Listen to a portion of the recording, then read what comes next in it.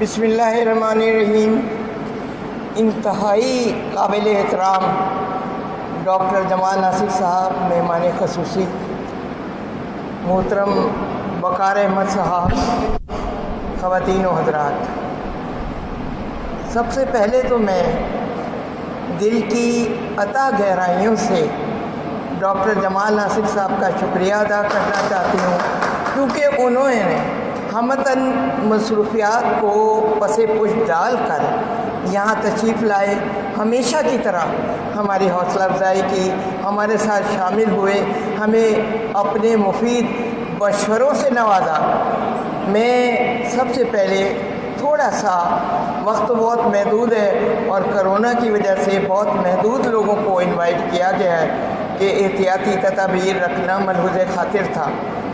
Doctor جمال ناصر وہ ہستی اور وہ شخص ہے جن کے بارے میں میرا خیال ہے سورت کو چراغ دکھانے کے مترادف ہوگا اگر میں تعارف کرانے کی کوشش کروں گی۔ کون سا بچہ شہر کا ہے جو آپ سے واقف نہ ہو؟ یہ وہ ہستی، یہ وہ شخص، یہ وہ انسان ہے جس نے پسے پشت پردے میں رہ کر لوگوں کی بے پناہ خدمات کی، ان کی مدد کی اور اتنے لوگوں کا علاج فری کیا، اس کی میں چشمدید گواہ ہوں۔ لیکن اظہار کا کبھی نہ سوچا نہ سمجھا، اور ان کو تو بہت بڑا لیڈر ہونا چاہیے تھا پاکستان کا، کیونکہ نہ صرف یہ جمال ناصر مجسم سراپا ایثار ہے اور انہوں نے سماجی وہ خدمات کی ہیں کہ مثال نہیں ملتی۔ آپ اس پہ کم از کم کلیپنگ تو کر رہے ہیں، میرے لیے نہ کریں، جمال ناصر کے لیے۔ اور یقین جانیں آئے دن لوگ ان کو چھوڑتے نہیں، کہیں نہ کہیں مصروف ہوتے ہیں، لیکن ہم سے محبت، پیار، خلوص ہمیشہ برتا اور برتتے رہے ہیں۔ اللہ تبارک تعالیٰ میں دعا گو ہوں کہ ان کو وہ مقام، وہ عزت، وہ توقیر عطا کرے جس کو وہ مستحق ہے، جس کا وہ حقدار ہے۔ اللہ تبارک تعالیٰ اس فقیر کی دعا بہت سنتا ہے اور سنے گا۔ انشاءاللہ ان کو ایک دن ایسا مقام ملے گا کہ لوگ رش کریں گے کہ کون ہستی ہے، دور دور سے دیکھنے آئیں گے۔ خدا گواہ رمضان کے مبارک موقع پر آپ نے اپنے عملے کو نہ صرف بلکہ عوام کو اتنا نوازا، اتنا ان کی مدد کی، اتنی ان کی داد رسی کی کہ مثال نہیں ملتی۔ یقین جانیں مثال نہیں ہے، نہ مجھے کبھی خوشامد کسی کی۔ میں صاحب کو انسان ہوں اور میں بلنٹ مشہور ہوں شروع سے، from the very start up till now, کبھی نہیں کیا۔ اچھا، let us come to the point.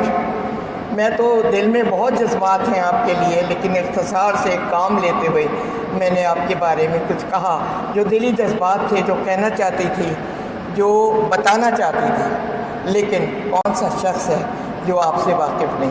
اکثر لوگ ان کو فون کرتے ہیں، میں نام نہیں لوں گی، جمال ناصر صاحب وہ بڑا غریب ہے، کیا ٹیسٹ کتنے 15,000 کے ہیں، 17,000 کے ہیں، بھیج دیجئے، فوراً بھیج دیجئے۔ تو آپ نے خاموشی سے اس کا علاج کیا، سینکڑوں لوگ فیضیاب ہوئے اور دعا گو ہوئے۔ کیا یہ پاسبل ہے کہ ان کی دعائیں ان کو نہیں لگیں گی؟ بلکہ ہر گام پہ، ہر لمحہ، ہر گام پہ جمال ناصر کے ہم رکاب ہیں دعائیں۔ اور جو لوگ بھی آپ کے پاس گئے انہوں نے مایوس نہیں کیا، ہمیشہ مدد کی، خاموشی کی۔ آج کا پروگرام جشن آزادی کے حوالے سے ہے اور کوشش یہ کی گئی ہے کہ نئی تصاویر اس زمن میں، مجھے منع تو بہت کرتے ہیں وقار احمد کہ میرا تذکرہ، میری بات، میری توصیف، میرا کوئی بات نہ کی جائے، لیکن مجھے کون روک سکتا ہے، کوئی پیدا نہیں ہوا ابھی۔ بتانا چاہوں گی آپ کو، اور آپ جانتے ہیں کہ وقار احمد بھی وہ ہستی ہے، خدا گواہ ہے، کہ جس نے اتنی خاموشی سے لوگوں کا، فنکاروں کا، یہ فنکار کبھی مطمئن نہیں ہوئے، سوری، لیکن انہوں نے ہر کسی کی خاموشی سے مدد کی اور مجھے بھی کہا کہ نائب منظور آپ تذکرہ نہ کیجیے گا۔ جہاں تک اس کا تعلق ہے، ان کا عملہ نہیں آتا، یہ شخص 24 گھنٹے دفتر میں موجود ہوتا ہے، آپ دیکھیں گے، کہیں گے، میں کہتی ہوں وقار احمد آپ کو کوئی بیماری ہو جائے گی، آپ اتنا صبح سے لے کے 12 بجے آ رہے ہیں گھر پہ، تو کہتے ہیں نہیں یہ کام تھا وہ کام تھا، آپ فلوٹ چلانا ہے فلانا چلانا ہے. بہرحال کوئی مانے نہ مانے، جانے نہ جانے، جانے نہ جانے گل ہی نہ جانے، باغ تو سارا جانا. یہ بات صحیح بات، آپ میری بڑی بہن ہے. بڑا کہیں دیکھیے عقیدت، محبت، پیار بڑائی چھوٹائی میں نہیں ہے. ایک خلوص کا غیر محسوس یا محسوس کرنے والا ایک جذبہ دل کے نیا خانوں میں ہوتا ہے، عقیدت اور پیار. اسے بڑے کا نام دو، چھوٹے کا نام دو، کچھ کہو، جو انسان ہے وہ مجسم، اسے لوگوں کو پتہ ہے ہوتا ہے کون کتنے پانی میں ہے اور کس عمر میں. ٹھیک ہے، تو جمال ناصر کے بارے میں نے تو اتنا کچھ کہا ہی نہیں، جتنا نہا خانوں میں یعنی پوشیدہ ہے. کبھی موقع ملا، زندگی نے وفا کی تو آپ کو بتاؤں گا.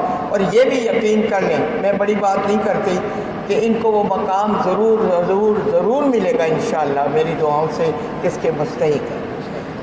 تحریک پاکستان کے حوالے سے بتانا چاہتی تھی، لوگ بہت محدود ہیں کہ یہ تصاویر منہ بولتی تصاویر ہیں. کہے کہ ہمارے آباء و اجداد نے جن جانی مالی قربانیاں دے کر یہ وطن آپ کے لیے حاصل کیا، اس کی مثال نہیں ہے. لیکن ہم یہ بھول گئے، آپ کو یہ یاد ہی نہیں رہا کہ کس مقصد کے لیے پاکستان حاصل کیا گیا تھا. آج ہم لوگ کہاں کھڑے ہیں؟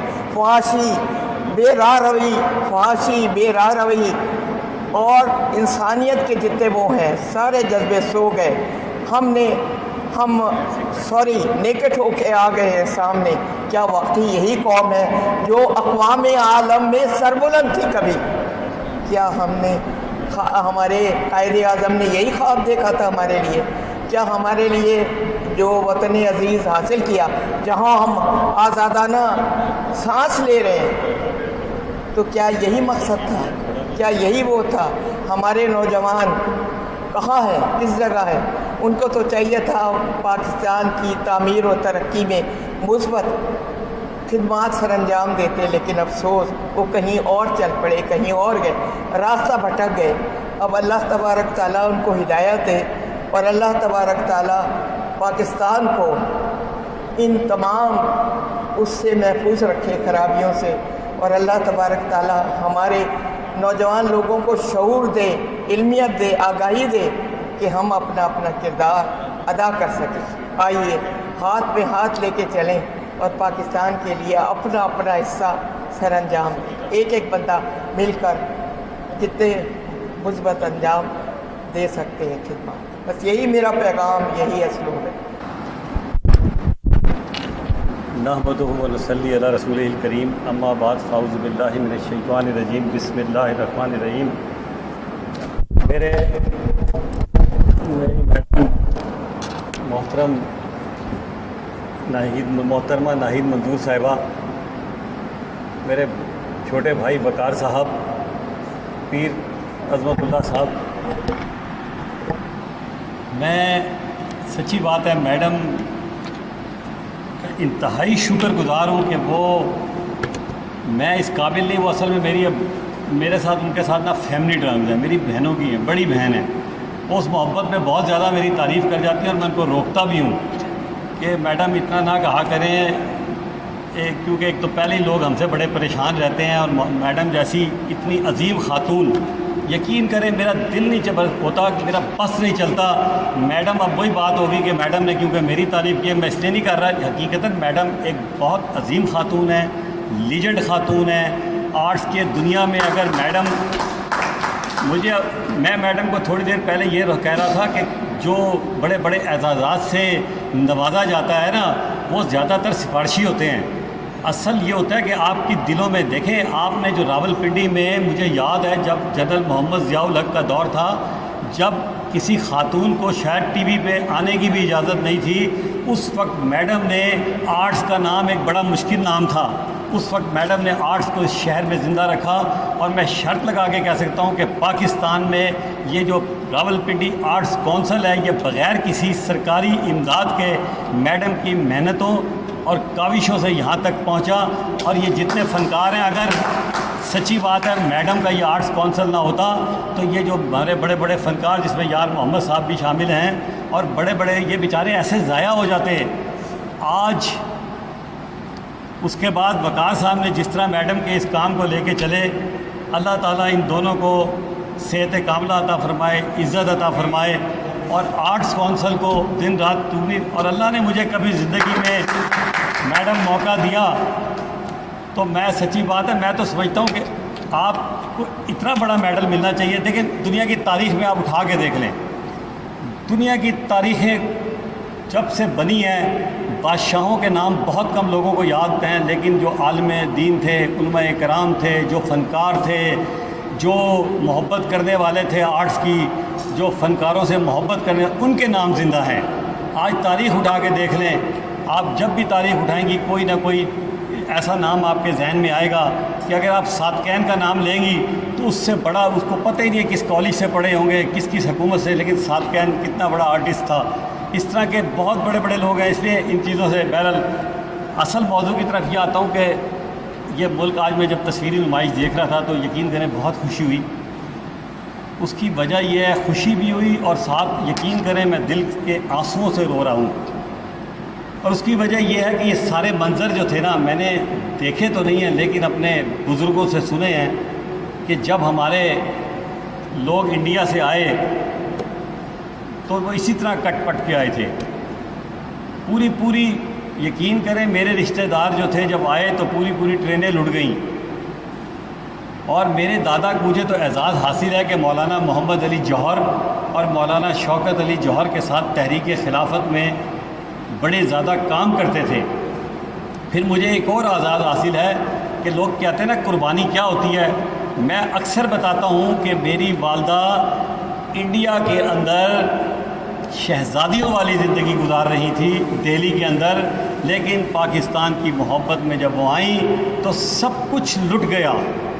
اور یہاں آ کے بھابڑا بازار کی ایک گلی کے اندر ہم نے اپنی زندگی کا پاکستان میں سفر شروع کیا. وہ خاتون جس کے پاس پاکستان بننے سے پہلے شوفر ڈریون گاڑی ہوتی تھی، وہ بھابڑا بازار کی شاچن چراغ کی گلی کے اندر ایک چھوٹے سے کمرے کے اندر، جس کے اندر شاید چادریں بھی نہیں بچھی ہوتی تھی، ہم نے ٹاٹ پہ جیسے سونا شروع کیا. ہم نے لنڈے کے کپڑے پہنے، ہم نے ٹاٹ کے اسکولوں میں پڑھا، ہم نے ایک وقت کا کھایا، لیکن میری ماں نے کہا میں نے اپنے بچوں کو پڑھانا ہے. تو یہ قربانی اس کو کہتے ہیں. قربانی ان کو نہیں کہتے کہ گھر بیٹھ کے آپ کو مل جائے. میرے والد نے اس شہر کے اندر ریڑھی لگائی. میرے والد صاحب نے سہارنپور سے آنے کے بعد اس شہر میں آپ یقین کریں کہ کھوکا بھی لگایا. جو سڑک پہ جو شوکیس ہوتا ہے صرافہ بازار کا وہ بھی لگایا. لیکن ہم یہاں تک جو پہنچے وہ صرف اور صرف تعلیم کی بدولت تھی.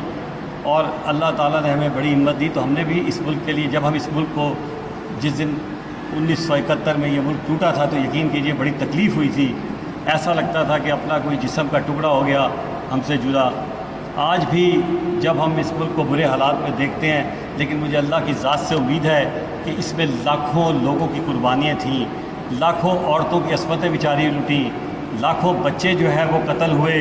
تو یہ ملک دنیا میں کیونکہ اللہ کے نام پہ بنا ہے تو تمام خباثتوں کے باوجود، تمام مشکلات کے باوجود اللہ تعالیٰ اس ملک کو قائم و دائم رکھے گا. اور انشاءاللہ تعالیٰ میں اکثر اس کو کہتا ہوں کہ ہم اس کو خراب نہیں ہونے دیں گے، کیونکہ اس میں میرے بزرگوں کا خون شامل ہے، میری والد اور والدہ کی محنت شامل ہے.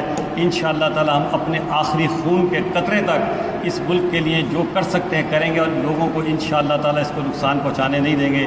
اللہ تعالیٰ سے میری دعا ہے کہ اللہ تعالیٰ اس ملک کو قائم و دائم رکھے. اور بس آخر میں 14 اگست کے حوالے سے میں اکثر بچوں کو یہ پیغام دیتا ہوں کہ ہنستے پھولو ہنستے رہنا، تم ہو پاک وطن کا گہنا، پھولوں نے پھر گہنا پہنا، ہنستے پھولو ہنستے رہنا.